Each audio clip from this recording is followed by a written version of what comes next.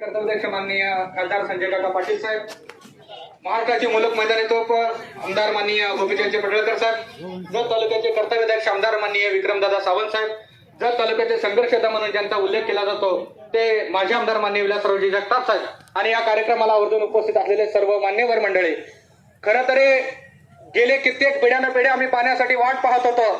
खरं तरी मला वाटतं बऱ्याच मान्यवरांना माहित आहे आणि शेतकरी आमच्याकडे आम्ही हुलग्याशिवाय काही पिकवत नव्हतो, पण आता आम्ही द्राक्षे पाहायला लागलो, आम्ही डाळिंब पाहायला लागलो, कारण कृष्णामाई आमच्या अंगणात आली म्हणून आम्ही पाहतोय आणि भविष्यातही आम्ही त्यापेक्षा वेगळ्या पद्धतीने पीक पद्धतीत बदल करून आमचा शेतकरी उन्नती करेल.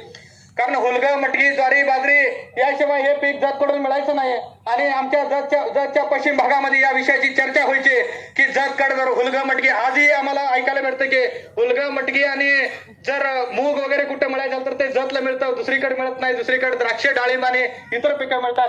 पण मी काका अभिमान